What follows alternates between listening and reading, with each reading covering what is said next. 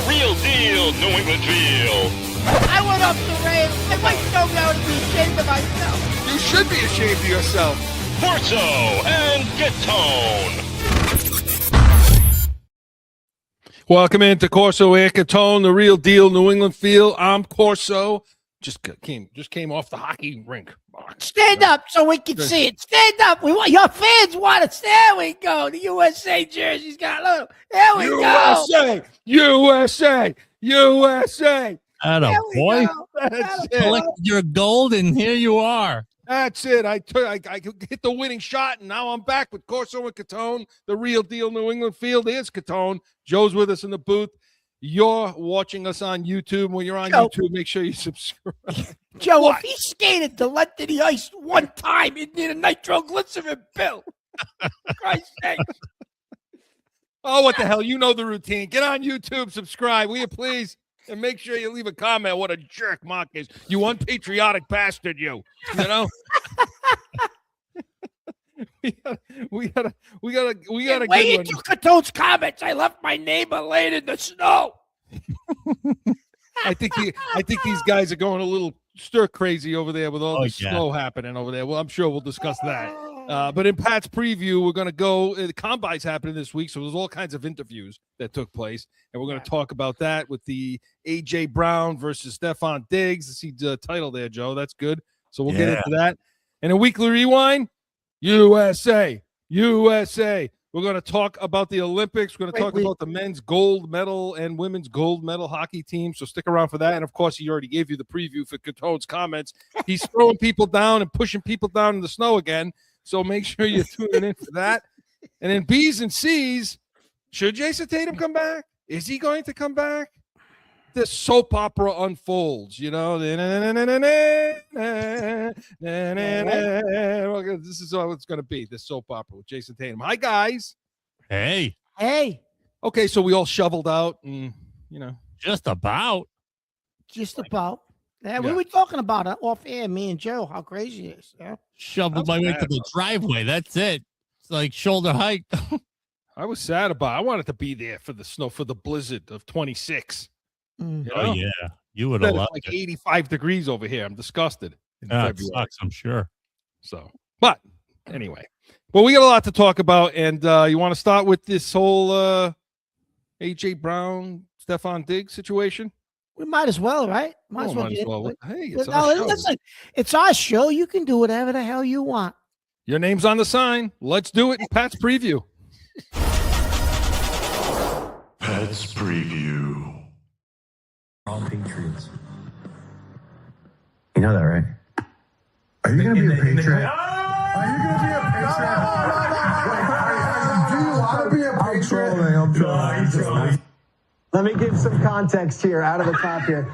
Julian Edelman played for the Patriots. A.J. Brown's favorite player growing up was actually Julian Edelman. They have a very strong relationship, and A.J. Brown was a Patriots fan because of Julian Edelman. That said, you get that wink, that's not nothing. A.J. Brown's for the Patriots. Put it out there. Mike T, our GM, what do you think? It's kind of interesting. And if I'm Howie Roseman, the Eagles GM, when I get to Indy next week, I'm saying to the Patriots, hey, I need your best offer. Mike Vrabel, you had him in Tennessee. And by the way, if he's not a Patriot, you're probably going to have to defend him twice a year. Run into Brandon B, GM of the Buffalo Bills. Hey, you guys need an outside receiver? We consider trading A.J. Brown. We need your best offer. My point is this. If you're running the Eagles, and like 4 great years with A.J. Brown, it's run its course. If you get the 26th pick with Buffalo or New England's first-round pick, and you can sort of like reset this on the fly, you are absolutely playing the Buffalo Bills off against the New England Patriots. And it is, in my opinion. That was the Edelman with A.J. Brown on there with the little wink stuff, and then you had the ESPN crew. Well, listen, I will say this, Chris.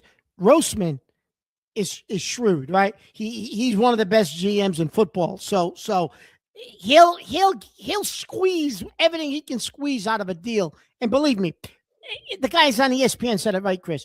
It's run its course in Philly. There's no way he's going back to Philly, Chris. No way. No, I mean he's in the coach's phase. I mean, look, I don't think the coach wants him there anymore. No, he can't go back. I don't think the fans want. I think, and he doesn't want to be there. He wants to be a New England Patriot. I mean, that's what he wants, and I think that's what he's always wanted. Chris, to he be a started Patriot. crying the day we passed on him and took N'Keal Harry. He was crying like a baby. He thought he was a Patriot. He figured, I fell in their lap. They're going to take me. And then they took your boy, Harry, from Arizona. No, don't say that. No. Please correct that record. Who was the guy that I wanted in that draft? You liked the pick. That was what you wanted. That's AJ not- Brown, and you said to me, and your I son said I was a wanted witness. AJ Brown. Your I said son- I wanted AJ Brown in this draft. That's Your who I son wanted. Andrew was a You witness. When Samuel, said Fat to me- Debo. That's who you wanted. Fat Debo Samuel. You said you would have won a Super Bowl with him when Brady was here, an extra Yeah. one. So Yeah. I wanted Brady AJ would have hooked him Brown. up. The guy I Brady wanted. would have hooked him up with Alex Guerrero. You know, it He doesn't would've matter been because great. either one of those guys wouldn't be here anymore, probably. It's my if they first time drafted. hearing about that Edelman scenario there. I didn't know that at all. The only thing I knew about Brown was that doesn't he and Jalen Hurts go way back to high school? Because you didn't study, Joe. I mean, why would I study Eagles players? Anyway, well, Mark, but look, okay, here's the thing, guys. Yeah. And I'm just saying this for argument's sake. So don't cross check me over there with your Go ahead. stick. Okay. The stats were pretty similar. I mean, do we want to Those spend the stats pick? was similar. Listen, AJ Brown last year and Yep. Stephon Diggs. Yep. So, do we want to spend the pick to get AJ Brown here and obviously the money? Or do you want to just pay Stephon Diggs? I mean, Brown had 78 catches. Diggs' numbers were actually better. Brown had 78 catches. Diggs had 85. Diggs had there may be 10 more yards. Brown had 7 touchdowns. Diggs had 4. But Brown had 121 targets where Diggs had 102. So his, Yeah, but Brown's what? Diggs' numbers are better. What's Brown? 4 years younger, Chris? Yes. 5 years younger, maybe? Like 20, going to be 30, 29, 30, something like that. He's not going to be 30. I think he's only going to be 29, I think. So, listen, I take A.J. Brown, Chris. I'm going to tell you why. I think Diggs. And I would too, but I wanted to, raise the question. Oh, yeah. Everybody wanted the dog our schedule all season long. And I'm not going to rehash the schedule. We went over it enough. But where it really showed up, Chris, was in the playoffs when you played good defenses with good corners. Diggs basically became irrelevant. Yeah. So he kind of showed his age. He kind of petered out against those teams. Super Bowl, same thing. I definitely think A.J. Brown has a lot more in the tank than Diggs does. I think A.J. Brown, he was a product of the situation and the environment. And I think if he comes here with Vrabel, he's going to stick it to the Eagles, and he's going to come back to being a true number one and say, you thought I was washed up? Okay. You know what I mean? Yeah. Listen. You want to get 2 or 3 years like that out of him. But you know what? It's worth it, Chris, while you try to go and then while you try to get a younger number one. If, with that being said, you and I, and we don't agree often. With that being said, we both agree 1,000%. We would rather have Brian Thomas Jr. Yes. Yeah, I'd rather spend the first pick we have, and I'd rather send it down to Jacksonville, and I'd rather bring him in, and then personally, I would draft Bernard in the second round. We talked about that last week. But would you, Diggs and Brown, what's your opinion? No, I mean it's Brown. Look, Diggs gives you he gives you a little more on the route tree. Fine, because Brown is an X receiver. He's an outside boundary receiver. That's who he is. But Diggs can't beat double teams anymore. Let me ask you guys this: are you suggesting that if one has one or the other, we can't have both? You can. I mean, you can renegotiate. Well, look, I listen, Joe. I don't think they're gonna. They're not gonna pay Diggs the $20-something million. That has to be a renegotiation, regardless. or he's gone. Yeah, I don't think that's when you I've been hearing around the combine and all the GMs talking. I don't think anybody out there in the league thinks that Diggs is going to play under that same contract without some sort of renegotiation or some sort of concession, because it's just too expensive for a guy that age. That's just, I think, the reality. Can it happen? Yeah, I mean, he could go to the Patriots and say, I don't want to be anywhere else, so let's rework this thing. And they can still bring in A.J. Brown. The problem is you have 2 aging receivers now. Now, if your plan is, well, next year we're going to go in the draft and we're going to get younger and we're going to draft that guy, to replace one or two of the both. Okay, but I would see that's Chris, the that's what one that's issue with all of this is it seems to me, based on what I'm hearing, and I truly don't understand why. They love this kid. They think this kid Kyle Williams is going to make the jump to become something. I think his ceiling is at best a number 2 receiver, definitely not a 1. I think his ceiling is a 3, but at best he would be a 2. But in my opinion, I don't even think he is a 2. I think his ceiling is a 3. Maybe he gives you 6 touchdowns a year. But I think the organization sees him being more than that, and I don't know what they're watching, Chris. No, I think they're hopeful. I think they're confusing, hope for something, because look, you got a rookie contract. You got a guy that's sitting there that you hope can be good, that you can hope can be develop on something. I agree with you on that. But as far as Vrabel goes, does Vrabel want A.J. Brown here? I don't know. What's he think about A.J. Brown? The relationship with players, and specifically you asked about A.J., has meant a lot. I've watched him grow. I've watched him mature. I'm proud of him. Proud of the father that he is. I'm proud of the husband, and that has nothing to do with where he plays and where he played. So those are the things that are important. We reach out and text each other during the things that happen good to each other, and sometimes things don't go so well for the people that you're close with, and you text those as well. So it's a two-way street of support and reminders of what got us to where we are here today. The Eagles GM basically for trade offers for him yesterday. I was going to ask you that. You might kick the tires on. Well, I think that we'll look at everything that we can possibly look at. She sounds like she's going to collapse. Add to our roster. Okay, so yeah, it is tampering. I was going to ask you that. It sounds like tampering, doesn't it? Well, he prefaced it by saying that he didn't say about football. He said about the good things happening in our lives, and he references to, no matter who you play for, being a father and being, but listen, he wants him. That's why this whole Brian Thomas Jr. Listen, this Brian Thomas Jr. idea that you and I have, it'll never happen. Falsetto. It's fault. Well, falsetto. It is, because the problem with it is it's never going to get by Vrabel. You're never going to pass Vrabel with that. Like 18 people in the organization come to him and say, "Listen, let's go get this kid Brian Thomas Jr." But if you think that Vrabel's going to choose to take that guy in a trade over Brown, it's not going to happen. No. If they're going to trade for a receiver, that's going to be the guy, because Vrabel wants him. And I will say this: I do think A.J. Brown.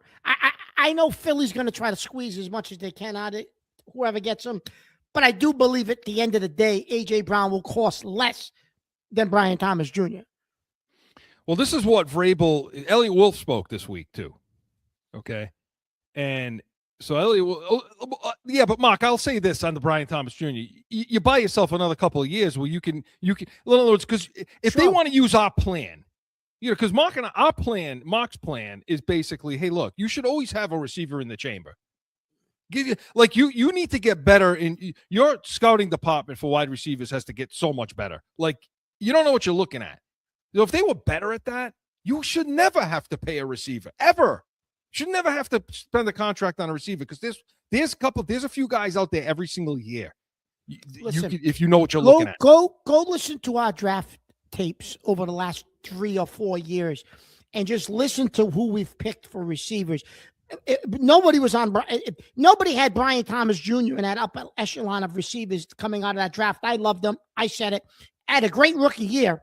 Last year, coaching change, different things happened. That's why I think he wants out. He probably wants a fresh start, because I think the kid's a top 10 receiver in the league all day long. And if you put him with Drake May, he could be a top 5 receiver in this league with his physical traits. So, Smith Najiba. I mean, there's numerous guys that you and I just bring up, and it's not that difficult, Chris. Well, and getting back to Diggs, I mean, Vrabel and Elliot Wolf both spoke about Diggs this week. Well, I mean, not only his future, but what he was able to do for us and come in and provide leadership. work extremely hard, and the time that he was rehabbing from the knee, and I think it's just a really good presence each and every week. And so, as we look to evaluate the football team, we're doing that constantly. There's a lot of things that we'll do between now and the time that the football season starts. So that's going to be the same with I would say most every player on our roster. Steph had a tremendous season. Again, the leadership that he showed was great, and these are conversations that we'll continue to have and weigh everything and talk about different things as we move forward. So they both like him in the locker room, You know what's funny though, Mark, because I want to talk about Campbell for a minute, okay, in a second. What's really funny is you hear that soundbite, but when you heard Wolf talking about Campbell, Diggs, Gonzalez, I want to get you. Let me play this, and I want to get your take on it. That was 3 of his 4 worst games happened to come in the playoffs post injury, and talking about Campbell, he was healthy, but I think he'd be the first to tell you that maybe he wasn't able to anchor the same way he had with the knee injury. But as we self-scout, I think the important thing is being honest with yourself and honest with your team, not really having an agenda. There's a ton of people that are in my position, and probably myself included, guilty of this sometimes, is kind of protecting your draft picks. But you have to get away from that, and you have to understand, protecting your draft picks. If that's not the best thing for the team, then you have to do something different. I'm not going to get into any specific players today. When asked about Diggs, there are certain conversations that we're having, and we'll see what happens with everyone. Yeah, I mean, Christian obviously, was good before and made an even more significant jump this year, and he's someone that we want to work with in the future, obviously, and we'll have those conversations at the appropriate time. Okay, so that was Elliot Wolf. 3 parts of that. One was Campbell, then was Diggs, then it was talking about Christian Gonzalez. So, and that's in the same press conference. So, I mean, he's talking a lot about Campbell, saying his name, talking about him, specifics, does the same thing about Gonzalez, who we'll talk about in a second. But when it came to Diggs, that's when he wants to say, I don't want to get into the specifics of particular players. He later on then said how good he was in the locker room, but we heard that clip. But does that to you sound like somebody that's coming back? No, it does not. Or it sounds like we're going to see if he'll renegotiate. Otherwise, he's on the street. But you brought up something. And go quick, because I want to talk about Campbell. Go ahead. Well, go ahead. Because when you bring up, go ahead. When you bring up Gonzalez, I'm going to circle back to Diggs because it fits. Go ahead. Okay, so Campbell. Yep. So you heard some things, and real quick, I want to just touch on this because you heard some things this week about us. The free agent that's out there. I think it's Green. I did a free agent tackle for Green Bay, right? That's out there. Their left tackle. Yeah. That's available, perhaps, or via trade. I'm not sure, but talking New England in that mix to try to get him. And say, well, all right. So you take Campbell and you move him over to right tackle, and then put this guy at left tackle. I mean, Trent Williams is a guy from San Francisco that they're saying who could very well be released. Yeah. Yep. What do you think about that? I mean, I'm not sure about. I don't think I'm taking the guy from Green Bay, but no. But you know what I found interesting, Chris? When you heard Wolf's comments, it was almost like we're not protecting a guy who maybe didn't work out the way we thought he would, just because he was our draft pick or a high draft pick. In other words. Like that was strange to me, considering after the Super Bowl, Vrabel said he's our left tackle. He's not going to be a tight end. He's not going to be our center. He's our left tackle. You think he would walk those comments back now? Looking back, you think Vrabel would walk that back? Probably. I think that was in the heat of the moment. That was an emotional response. You had just lost the Super Bowl. I think he felt bad for the kid. He knew the kid wasn't 100%. Kid was injured still probably, but he was playing. He probably would walk that back now, making those comments, right? But the Trent Williams thing, if San Fran releases that guy, I'm on him in a second. Let me ask you this though, Chris: if you bring in Trent Williams, does that, and you say you move Campbell to right tackle, does that mean Campbell's never going back to left tackle, or do you expect, or he learns from Trent, and when Trent he'll give you maybe 2 years, he'll retire, and then like a Moses, then do you move him back to left Well, tackle. it gives you the luxury to decide how's he progressing. Should we move him to left tackle or leave him where he is? Or do you move him to guard? Not even right tackle. Well, I mean, I don't think so. I don't think they're going to move him. I don't think they can now. Like you said, he's backed himself into this corner now, and he's not. Although Elliot Wolf threw it out there. He did, but he's not the guy making the decisions. No, he's not. Last thing before we get to Weekly Rewind, Gonzalez. Yep. Okay, so do you trade him? Do you do a soft starter deal where you get a couple of ones for him and reset your wide receiver, reset some other spots, and then deal with your corner situation? Man, that's tempting. Listen, it's real tempting when you got guys like Max Crosby out there, potentially, a Brian Thomas Jr. We've already talked about AJ Brown. Those 2 first-round draft picks could come in awfully handy, right? Oh, the hell with that! I get those 2 picks. I'm calling friggin' Minnesota. Oh, you're calling. I know you. Your fantasy is Jefferson, but the hell with Brian Thomas Jr. and AJ Brown. You and I both had this lengthy discussion on, okay, what could you do with the picks? At like 2 in the morning when it was snowing like a bastard. At like 2 in the morning, I was stuck in the middle of the snow globe. But anyways, but then you brought up a good point, Chris.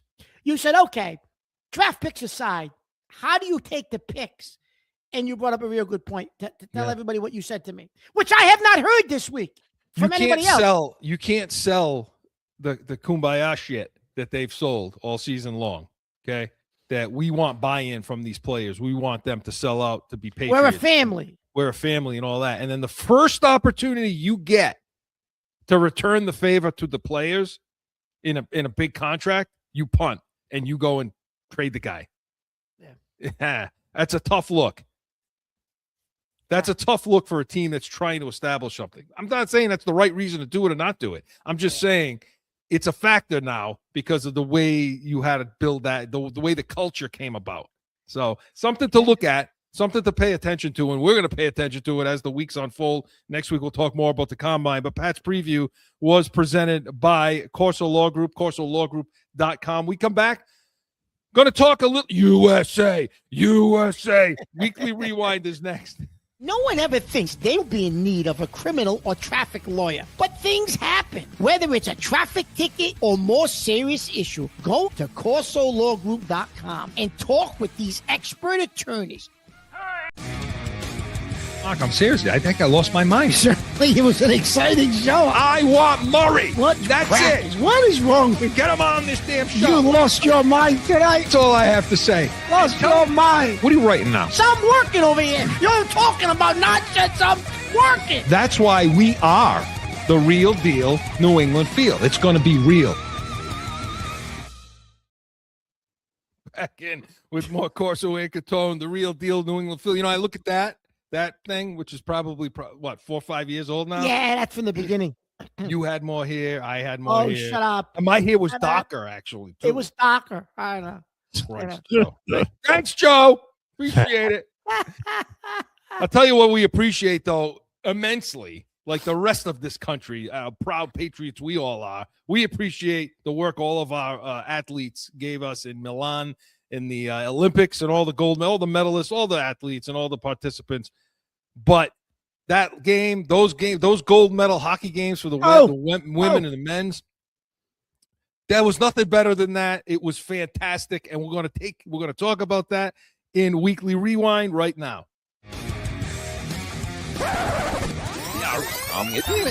Going back through the week, about a Weekly Rewind. And it's Werenski. Now Jack Hughes puts it around the car. United States with numbers. Back across it comes. Jack Hughes wins it. The golden goal for the United States. I get chills. For the first time since the 1980 miracle, the United States takes the gold. Jack Hughes beating Jordan Benedict. The United States wins the gold medal here in Milan. 1 minute, 41 seconds into overtime. This is all about our country right now. I love the USA. I love my teammates. It's unbelievable. The USA Hockey Brotherhood is so strong. and we had so much support from ex-players. I'm so proud to be American today. This was such an incredible game to grind out. I mean, you're bleeding right through it just looking at you right now. Can you just talk about how difficult this gold medal was to win? Unbelievable game by Hellebuck. He was our best player tonight by a mile. Unbelievable game. Unreal game by our team. That's just a ballsy, gutsy win. That's American hockey right there. That's a great Canadian team, but we're USA. We're so proud to be Americans. Tonight was all for the country. So that was Jack Hughes, the game. He had the game winner. And what's ironic, Chris, is the girls was also like a real exciting end. Like same thing, overtime goal. 2-1. Girl makes a great play in overtime. I forget her name, but the captain Knight ties it with like tied it up. 2.5 minutes to go in the game, right? Oh, no, it was. I'll tell Hillary Knight, right? Yeah, I said it last week. I thoroughly enjoyed the hockey in the Olympics. It was great. It was good hockey. It was good hockey. It was intense. It was patriotic. It was all the things that you would want it to be, Olympic hockey to be. It showed up. But they delivered. And of course Hellebuck got the he was incredible. Chris, and that was he's getting President Trump is giving him the Presidential Medal of Freedom or whatever the Medal of Freedom he's going to give him or something. That's fantastic. You know, good for him.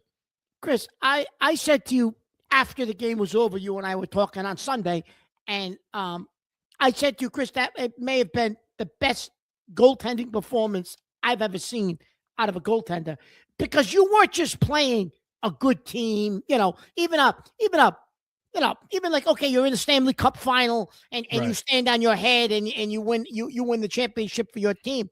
You were playing against the best players in the world. Like Canada, when they have the best players in the world. Chris, when they went to 3-on-3 in overtime, you said this, you said, Mark. McKinnon, McCarr, okay, and who's the other McDavid. McDavid. You said, Mark, those were probably the 3 best players in the world. Yeah. At the same time on the ice, and you had to stop them. If you were taking 3 players, if you were just saying, I want to take the best 3 players in the world, those are the 3 guys. Those are the 3 guys you put on the ice in overtime. Arguably, those are the 3 guys you're putting on the ice in overtime. Absolutely. How the hell did they do it, Mark? How did they beat this team? The goalie stood on his head, right? Number one. They got outplayed. From that 5, when they killed that 5-on-3, by the way, they were 100% in penalty kills in the Olympics. Which is amazing. That's amazing. Amazing. Didn't allow a power play goal. They faced a 5-on-3 for like a minute 40. After that 5-on-3, Charlie McAvoy took that terrible penalty. But anyway. Yes, but McAvoy saves him, Chris. In the third period, he stopped that puck that was going in. There was nobody behind the goalie. McAvoy makes the stop and kicks it out. Remember? So he redeemed himself. He redeemed himself. But listen, Chris, after the 5-on-3, it was like the Canadians. An onslaught. It was an onslaught. They outshot us like 25-5. They just kept coming. They just didn't stop. And it was like it was crazy.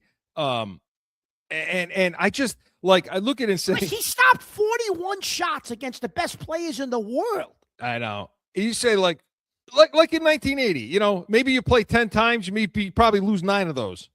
Yeah, exactly. And listen, I thought Jim Craig's performance against the Soviet Union was the best I've ever seen. Was the best game I ever seen. Then this, I think, might have surpassed it. I agree. It was incredible, Joe. I mean, I don't know if you were Canadian. You should just be ashamed of yourself. Well, I'm glad he said that. I'm glad. I mean, 2 of them. You lost 2 of them. You couldn't win one of those 2 games. Hey, listen, I'm on the side of USA, but because they both played awesome games. But you're in Canada, you're born with skates on.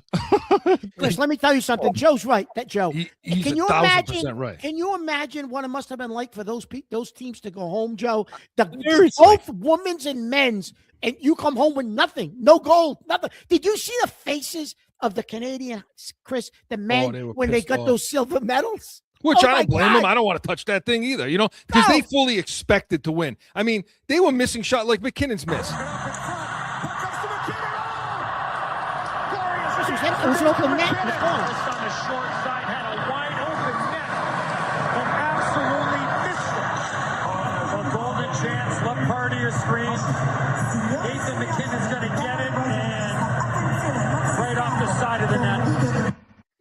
like he would score that goal 100 out of 100 times. And he completely missed the open net. The longer that game went, the tighter the noose became. Like the pressure was on the Canadians. Like they knew, this is way too close for comfort. You know what I mean? Well, you know, shame on them, and I'm with Joe, because here's the thing, okay? You talk about pissing down your leg, okay? You want to talk about wetting yourself? There's no way that the United States should have won that game. There's no way when it got to 3-on-3, when it got to overtime. The way they played, first of all, and we're going to hear from John Cooper in a second, that tool bag, because he gets the tool bag of the year award, that clown. But the coach, he abused the hell out of that line. I mean, he played the minutes those guys played. I mean, he overworked them ridiculously. But my God, when they got into overtime, it was McDavid tried to go 1-on-3, gave up the puck. McKinnon had 2 open shots, 2 open nets, missed them. Okay, then you had a bad defensive play by Makar in his own end that gave up the breakaway for the game winner. So they just, I submit to you this: the best players in the world were on Team Canada, but they weren't the best team. The United States was the best team. They were the best team. They somehow figured out a way to come together and be cohesive in a short period of time, much better than Canada did. Oh, they absolutely did. Listen, Chris, and everyone keeps saying, but last year when they had that world tournament, 4 Nations, the 4 Nations tournament, we lost the championship game in overtime. Yeah. Granted, it wasn't 3-on-3. It was 5. It was a normal overtime 5-on-5. But we took them to overtime then, Chris. Yeah. So it's not like we couldn't play with them. And in that 7th game, a championship game, not 7th game, we had a couple of key guys out. One of the Kachucks was out. We had another guy out. Remember? McAvoy got hurt. McAvoy. We had like 3 guys who didn't play in that game who played significant minutes on Sunday. You know what I mean? And then the tool bag of the year award is got to go to this guy. There's obviously a lot of risk management in overtime. How did you see the whole play that led to the overtime's goal? overtime. You take 4 players off the ice. Now hockey's not hockey anymore. There's a reason overtime and shootouts are in play. It's all TV driven and, to end games. So there's not, a long time. There's a reason it's not in the Stanley Cup finals or playoffs because, it gets ended in 5. But it's still skilled players out there making skilled plays. And the U.S. team has some skilled players. And, as do we. And they made one more play than we did in overtime. There we go. Joe! You freaking fool. You are I so many worse words I have to use for this clown, okay? I'm sorry, it was okay when you played the Czech. When you played the quarterfinals, it was okay in the quarterfinals. When you went to 3-on-3 and you won that game because you were life and death in that game, and then you were life and death in the Finland game too.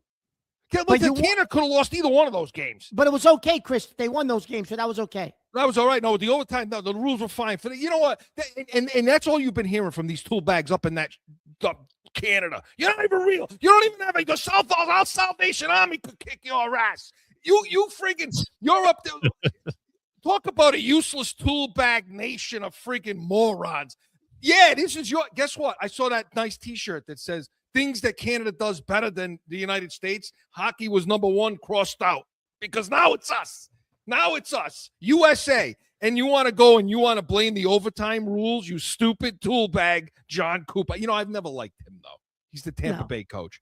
Yeah, no. He's one of those elitist clown shows. And how about McKinnon? Good coach, but he's a jack. McKinnon's the same thing. McKinnon says, everyone saw who the better team was out there today. That's right.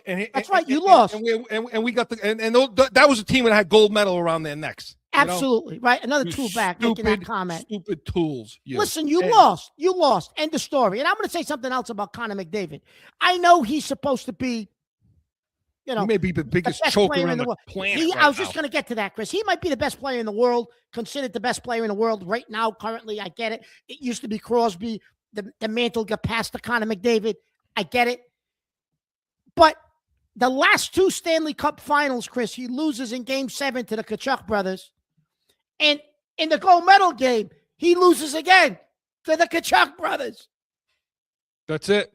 Like I said, they may be the best players, but the best team that came together as a team and a unit in the United States, both sides. Together as a team. And as far as the women's hockey team, look, they get, it's less shocking there because they've been coming along. I mean, the women have been they've coming. been the measuring stick. The women beat them in the pool play, Chris. They beat them 5-0. Granted, and maybe Canada didn't give full effort in that game. I don't know. We beat them 5-0, but we've been coming. We've been neck and neck with Canada the last 10 years. Like we go back and forth with them. So that was not as much of a surprise. It was a great game.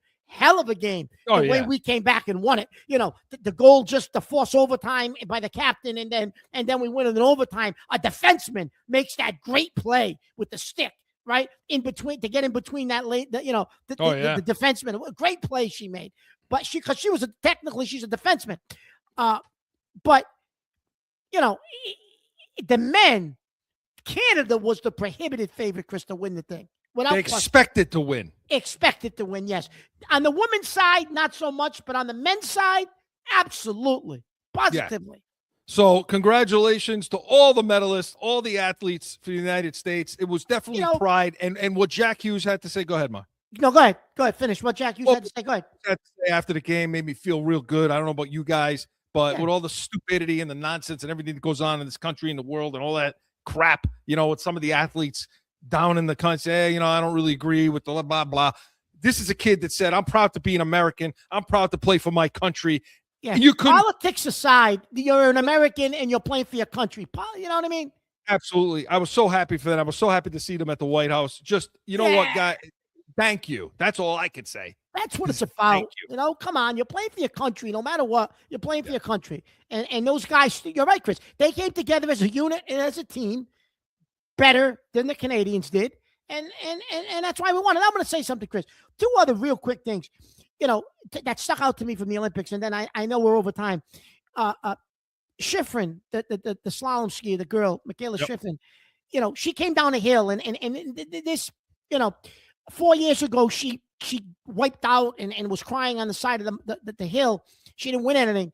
And her father helped her throughout her whole career, and the father passed away. And you and I can relate to this. And when she got to the bottom of that hill and won that gold medal, she kind of kneeled and said something, and she said, "Dad," and that kind of hit me. You know what I mean? Yeah. So that was a nice moment for her. And then the women's figure skating, that girl, I don't know if you watched it. She was just smiling the entire time she was on the ice. No pressure. She didn't give a shit. She was enjoying the moment. She was out there with the fans. That was unbelievable, Chris, what she did. Oh, she was incredible. She was incredible. Joe, you saw that, yeah? Oh, yeah. Fantastic show. And you're right. It's like every athlete wants to be in that zone, and that's a hard zone to get into. It's just like carefree, but you got it. And that confidence to do it and just have fun. Every athlete and every because the work had already been done. Yeah. That was just Did you watch the men's? They call it skeleton. Their head first on like it looks like an old school sled like we used to have. Those old speedway sleds we had. I want to try that. Their legs are like shaking like this. Oh my God, that's insane. I want to go down a bobsled just one time. I want to try it.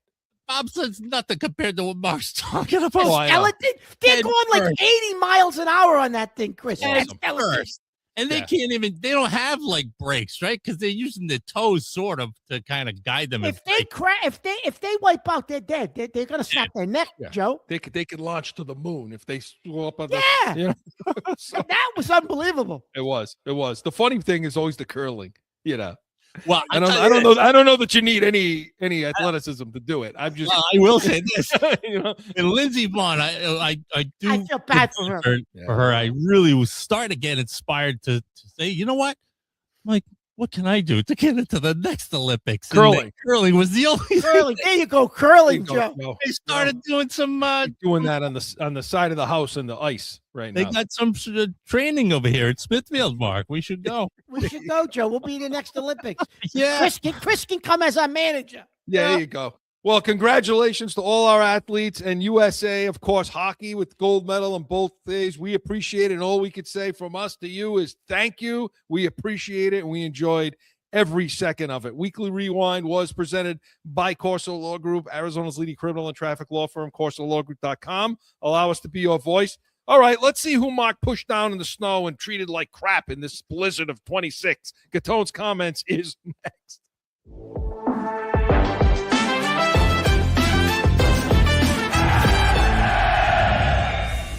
No one ever thinks they will be in need of a criminal or traffic lawyer, but things happen.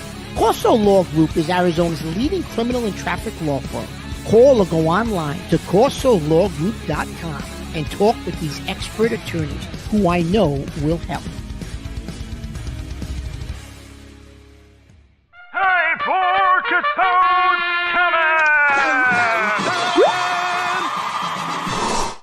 So I got a couple of things that I want to talk about this week. First, I have to talk about the snow because this is insanity. Living in this part of the country, I mean, what do we have? Like 36, 37, depending on where you live in the state. 38 inches. 37, 38 inches of Broke snow. It the was just record. insane. Like there was like one vector of snow, heavy band of snow that just sat over the center of Rhode Island for hours and didn't move. It was insanity. At one point, I looked out the window and I said to my wife, I said, look at this. It's like we're inside a snow globe. You're stuck in a snow globe. Look at it. You couldn't see in front of you. It was absolute insanity to actually watch it. But it was cool, too, at the same time, because you probably in our lifetime will never see that again. I mean, it was, 48 years since the blizzard of 78. Another 48 years, I'll be in the ground. So, I'm not seeing another one of these types of storms ever again. But I want to say a couple of things about it. First of all, I am so sick of going outside and shoveling. I'm shoveling. My shoulders killing me. My back, my ass, everything's hurts. I'm sore from head to toe. The snow blower broke. I fell in the snow. Listen, my boot broke. The heel of the goddamn boot broke. It was like a comedy show out there. I was out there 4 hours. I looked like the abominable snowman. My face was covered in snow. The poor guy across the street, he fell. I went in the house and had a cup of hot chocolate. I looked outside. He was still out there. He looked like Frosty the Snowman, the poor bastard. I said to my wife, I didn't know we didn't get up. What am I going to do? Right? Listen, but then you would think that they would be better equipped in the state of Rhode Island to handle the snow. They're bringing in trucks from Vermont, New Hampshire. We went into a state of emergency. I got trash falling out of my buckets in the yard because there's no trash pickup this week because of the snow. You can't get things cleaned up in a couple of days. I don't understand it. It's like the whole world has stopped. I got PTSD. This is COVID all over again. I'm stuck in a house. People are working from home. I started shaking. I said, this is PTSD again from the COVID days. I don't know what to do with myself. Thank God I can go into the office tomorrow because I got to get out of the house. This is craziness. Absolute craziness. So today, I get out of the house later this afternoon after, I got done doing what I had to do for work. And I went to a store. Yes, I had to go to a store. Yes. Yes. Well, during a blizzard is probably the only time you should go to a store. Yeah, that is the only time I should go. Now, I get there. Listen, you get one thing at the store, and I don't know if this is a pet peeve of mine. And this particular store, it's like a pharmacy, and it'll remain nameless. So I got one thing. I had to pick up a prescription. I got one thing. And the new thing now, you punch in your number, whatever, you get reward points. I don't know how you get. I got a goddamn receipt. The receipt is the size of the goddamn street. It just keeps coming out of the machine, and it's rolling up and rolling up. What the hell is all this? What is this? It's like when I used to take my kids when they were little kids. They used to throw the ski balls. Remember the tickets used to come out when we were kids, and then you go get a prize. You go claim your prize after. Remember when Dream machine. Remember? Yeah, you go get your Lincoln Mall. Yes, Lincoln Mall. You what's that? 1977. Now, so you wrap up and then you go get your prize, right? Well, what the hell? I wanted to roll it up and go to the register and say I need Rogaine. What do I need? I need Robo. I need what? I need Dramamine. What do I need? I need everything. I need it all. I need the little blue pills. I need everything. What do I need? But listen, today though, it just when I got this receipt for, maybe it's because of the snow, it drove me. I'm like, what is this world turning into? Like it just then with the snow, Joe, you can't even find somebody to help you. You can't even hire somebody. Nobody works. Nobody wants to work. You can't even hire. You can't even get. That's part of the problem. Nobody wants to snowplow. Nobody wants to do anything. They don't do anything anymore. Then if you got somebody to help you, now they don't know what they're doing. You got to draw them a diagram and explain to them what to do. Well, you saw what happened when I hired people. Remember the electricians and the plumbers. So what am I gonna do? Draw a shovel and show them how to use it? So this has just been an insane week, Chris. An absolute insane week living in Rhode Island. You're complaining about 85-degree temperatures early the beginning of the show with me and Joe. You should have been there. I wish I was there. I tell you what, when I talked to, because I talked to your brother, Joe, that day, and then I talked to your family and everybody, and they were sending me pictures, and I'm like, damn it, man. I want to be there. I want to be in the snow. I want to be stuck somewhere where I can't do anything. And the biggest problem that I got is I got to shovel a little bit of snow and bitch and complain about it. I mean, you guys are like, I never saw such freaking soft behavior in my life out of you guys. Oh my God. Shoveling. It's a little snow. It'll melt. It's water. I'm pretty sure that in May, you're not going to have any there. Right. Coming from the guy who can't stand on the beach. Hey, Joe, another nameless store, though. You know why it's nameless? Because it's another store he's kicked out of and he can't go back. I did not get kicked out of the store.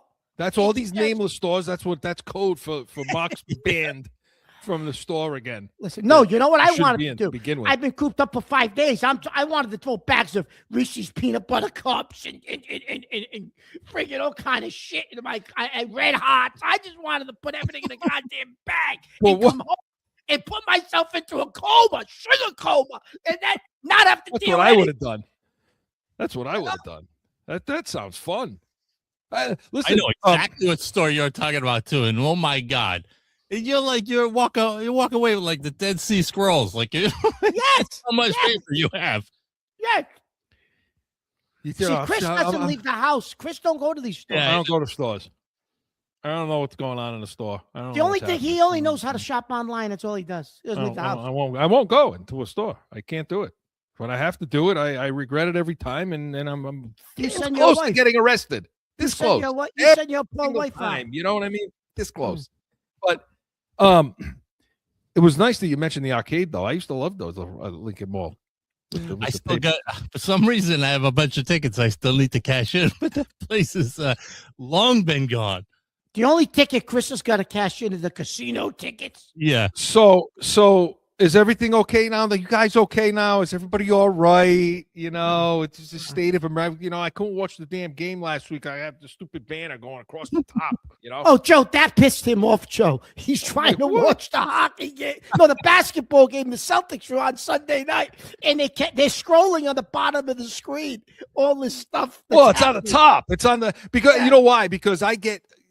Well, this is another question thing we'll get into another day as to why I'm watching the New England feed for every.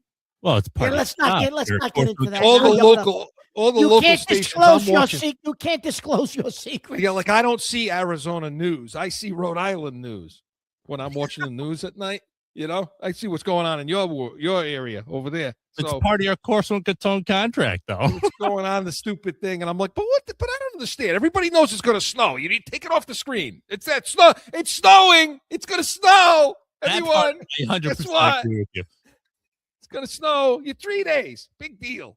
So what? You got stranded for 3-4 days. I mean, you know, suck it up. Jesus Christ. It's a little bit of snow, Mark. 40 inches. What's 40 inches between friends?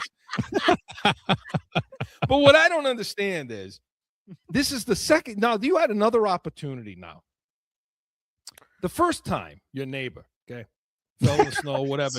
By the way, is this because I still contend that he pushed him in the snow poor last guy time. didn't really fall in the snow. That was part of the story. That's what I think happened last time. Don't tell my wife. The last time this happened several years ago, I think you pushed him. I think you pushed him down, but whatever. He said he fell in and he went in the house. Again, somebody falls in the snow, he goes in the house. So I guess it's fair to say that you're not getting hot chocolate. You're not getting the Neighbor of the Year award. No, me. You're the one who took the neighbor's dog poop and went and put it in his driveway. That's because he let the dog shit in my yard. How do you do it? You know, I put it in his driveway. If you were a neighborly person, you would have picked it up for him and threw it out. Well, I'm glad that you guys are okay now, and tomorrow you're able to leave the house, and you know, and with all the snow and people getting stranded and stuck. And I know people. Listen, it was tough though. People got stranded in different parts of people who get stranded places and couldn't fly anywhere.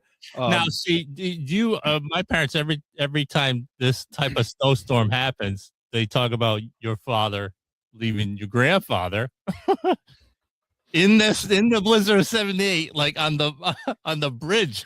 In 1978, in the blizzard of 78, okay? So, because I was hearing stories all week. People calling in the sports shows and everything, and they were talking about, you know, reminiscing about the 70s, which is worse, you know? And 78 was worse only because you didn't know, you know, like two stations. There was like 3 stations, and 2 of them called it, and 2 didn't call it, and the other one did, you know? I mean, it was my father was out with my great-grandfather. Oh, great-grandfather. Pop, and they were out. I don't know why they were out, but it got stuck somewhere on Mount Pleasant Avenue, somewhere over there, and they got stuck in the snow. I know we're way over, but the hell with it.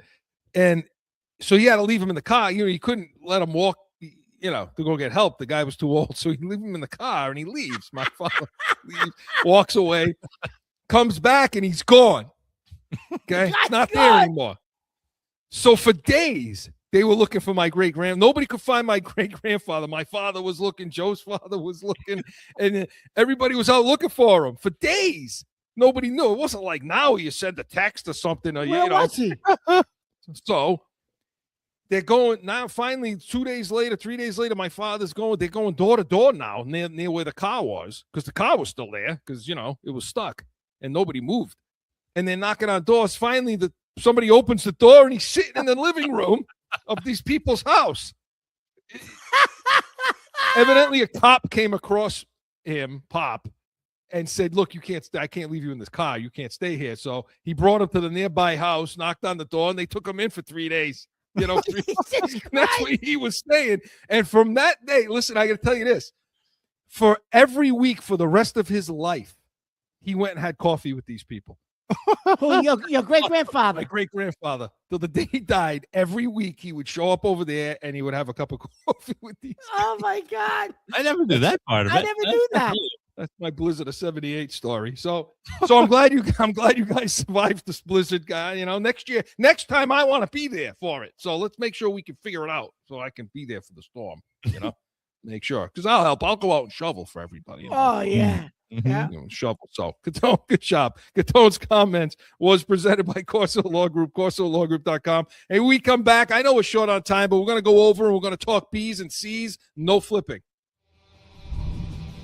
No one ever thinks they will be in need of a criminal or traffic lawyer, but things happen. Corso Law Group is Arizona's leading criminal and traffic law firm. Their 20-plus years experience and attention to detail has helped thousands of people who found themselves in a situation in Arizona. Whether it's a traffic ticket or more serious issue, talk with these expert attorneys. CorsoLawGroup.com. Back in with more Corso and Catone, the real deal. I'm sweating my ass off with this goddamn sweater on. I'm telling you, what are these hockey players? They must lose like 15 pounds a game wearing these things. Anyway, back in with Corso and Catone. All right, we want to talk a little Bruins and it's Celtics, more so Celtics. We're going to do it in B's and C's. We're going to do it right now. Hit it! The Boston Celtics are the world champions, and they have shown the world how great a ball club they really are. Screen shot.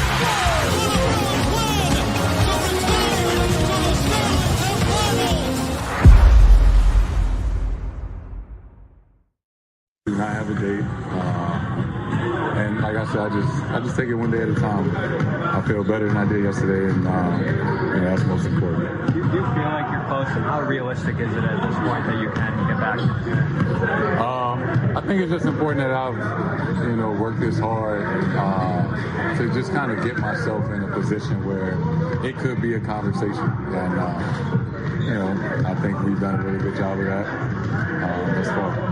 What will your body have to feel like for you to be ready to return? 100%. Have you imagined what that would feel like and how close do you feel like? What kind of question is that? I don't know. I mean, I know what 100% feels like, and if and when that time comes, I'll be ready. That was Jason I don't know Tatum. what the hell that is. That was Jason Tatum in this epic soap opera of a situation. Okay. First of all, and by the way, it's sitting in the number 2 spot. They went 3-1 on the road trip, so good job, good road trip. But I think yesterday, we're taping on Thursday, so that game in Denver kind of gives you a good indication as to what the Celtics really are and how far they can go. Would you agree with that, Mark? No, I agree with that assessment. And Not to take anything away from what they've accomplished to the date, but for those of you who think they could just go out and they're a Jason Tatum away from winning it all, I would pump the brakes on that too. And listen, Tatum, Chris, even if he comes back, is going to be on a minutes restriction. He's not going to play an unlimited amount of minutes for the rest of the season. The entire season, even if they get to the finals, he will be on a minutes restriction. There's no question about that. He has to be. Right. And so, okay, but talking about this, I don't know. I'm starting to wonder what's more ridiculous than what I'm watching right now in this saga of, is Jason Tatum coming back and when will he be coming back? Okay, so let's play the game, Mark. I'll play along. Okay. Do you think he's coming back this season? And when do you think it is? Well, everyone seems to think because they flexed that game, they think it's going to be the Philadelphia game, right? Right, but he's supposed to be. Is that April 1st, that game, or something like that? That's Sunday, yeah. No, tomorrow. It's Sunday. No, it won't. Not April 1st. Okay, I'm sorry. I thought it was April. So no, if it's this week, no, he won't be back this week. I don't think, Chris. Yeah. I don't think he'll be back that soon. But you think he's coming back? Yes, I do think the way he's revving himself up workout wise. Why would you be pushing yourself workout wise if you didn't have the intent of, I'm going to do this? Just continue to do what you're doing, go into the off season, get stronger, and okay, I'm ready for training camp. Like, the fact that he's revving up his workouts tells you he thinks he's close to coming back. Okay. As long as he doesn't have a setback, I think he's coming back. I don't think it's going to be this week, but I think he's coming back. Should he? No. Because we're going to fight. No. I've said this the entire time. No. Why? And why? Like, why? Why in no other damn sport why do you think he shouldn't come back? If the doctors clear him to play, why the hell shouldn't he play? Because you've missed an entire. First of all, Chris, I look at it this way: you've missed pretty much an entire season. You missed 85%, 90% of the season. You're going to come back for what? A little bit of a stretch at the end and the playoffs. Okay, let's look at this big picture. Look at your roster? Can you win a championship this year? I'm going to emphatically say no. Unless somebody can knock out OKC for you, you're not beating OKC in the finals, Chris. Or San Antonio or Denver. Or San Antonio. They played Detroit this week without Gilchrist Alexander, and the game went down to the final minute. With Gilchrist Alexander in the game, they blow out Detroit. And the game was in Detroit. OKC, Chris, got bored. At some point, it's an 82-game season. You're going to get bored. You're going to go through a streak. You're going to lose some games, and that's what happened to them. When the playoffs come and the money's on the line, OKC's going to blow through the Western Conference. Yes, the finals, if it's against a Denver or a San Antonio, it'll be a battle. Maybe it goes 6 games. But OKC's, I'll be shocked if they don't repeat. You're not beating that team, Chris. You're not going to beat them. So why are you risking Tatum doing a little too much? Because he's not 100%. He's 93%. And that thing doesn't necessarily rub up. And now it's like a little strain of it, whatever. Why are you risking that? What is the point? You're not winning a championship. But then he's not 100% then. But in your scenario, then he's not 100%. Okay, no, he could be 100%, Chris, but that type of an injury, but what the longer you rehab it, the stronger it gets. He may think he's 100% positively. Physically, he may say, oh, I'm 100%. But realistically, medically, Chris, so if the doctors say to him and to you, okay, you can't get healthier than this. You're as healthy as you're going to get. That's as strong as it's going to get. 100%. You can't get more than 100%. 100% is 100%. Yeah, they said that to Durant, Chris, and he did it again. Yeah, but Durant was 176 years old, and he hurt something else. He didn't re-injure that. He hurt his knee. It was a byproduct of that. I get it, but it was a byproduct of that. This is why I can't. This is why basketball pisses me off. This is why, because you're not talking. If this is Drake May. Yeah. You're not saying this. Nobody's talking this way. If this is New England and they're down the stretch and there's 2 games left in the season, which would be the equivalent of the 20 or whatever, right? And he's cleared and he's healthy, you know how pissed off we would be if he wasn't playing. If he said, well, I don't want to risk it. I'm just going to wait till next season. We'd be like, what are you talking about? It's like, in other words, it's not like, I'm not saying, I agree with you. If they're at the bottom, if they're a lottery team right now, they're not even going to make the playoffs, But if the Patriots are sitting number 2 in the division. Yeah, but Chris, what's the difference between what you just said about, well, if they're a lottery team, who cares? But you're not a championship team either. You're not going to win a championship with him. With the rest of this roster and the way the league is configured on the Western side, well, you're because not winning the championship. Here's the only difference with my 2 scenarios for me is draft position. It's calculated that way. Okay. But if the player is healthy, I don't understand the drama. Like, if the player is healthy, then you play. Like, if you're 100%, you can't be more than 100%. 100% is 100%. No, I agree with you, Chris. I've had enough of the drama. I think this has been mishandled from the beginning. I think Boston should have sat him down when the injury happened and said, we'll see you in, 2026-27 season. You're not playing next year. You're going to rehab this the right way, and we'll see you the following season. We're going to put you on the shelf. That's how this should have been handled. I blame Boston for this. They mishandled this from the beginning of the injury. All right, so what about the other things? Because Bill Belichick, Chris, would say to guys, go rehab yourself. We'll see you next year. You're of no use to me.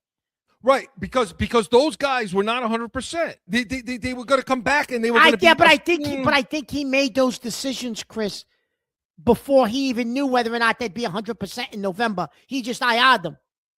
Well, it's a different setup. As an organization, he made those decisions for the organization. Well, okay, so what about the other reasons that you keep hearing? Like, is the team playing well without him? And is it going to be a disruption to the team? And is Jaylen Brown, will his feathers get ruffled? And will it be a negative for Jaylen Brown if Tatum comes out? Like, do you buy into any of that garbage at all? Jaylen Brown thinks he's a 1 now. Okay. So I feel like I'm the best 2-way player in the world. I play both ends of the court, night to night. I'm available, which is hard to do. I'm a leader. I help lead my team, empower my team to come out and play confidently, stuff that doesn't always show up on the analytics. And I'm a winner. I come out and try to win every single night. So I'm grateful. It's an honor to play the Celtics-Lakers rivalry. It's an honor for LeBron, who's arguably the best player to ever play the game, giving me some Shut your trap! The best player to ever play the game. I'm just grateful. I wake up every morning, grateful, humbled. in the position I'm able to be in, and I come out and put my best foot forward every single day. And I'm not hearing anyone criticizing him for those comments. It's just basketball. It's the way it is. It's they're different guys. They're different type of players. It's a different type of league. You don't hear this crap. If there was an NFL player talking like that, he would be getting crucified in the media. Yeah, it's a different league. You're right. Okay. It's not even it's a different league, Chris. It's a different era. Go listen to Garnett talk about why the All-Star game has been ruined. Go listen to his clip on LeBron James. Go listen to it. And then you see why this league is the way that it is. I don't know if you've ever heard the clip. So you want me to give a shit. You want me to say, not you, but you out there want me to care and factor into whether or not our best player should come and play basketball for us again. If doctors say he's allowed to. Yeah. You want me to consider that Jaylen Brown may get his ass hurt somehow?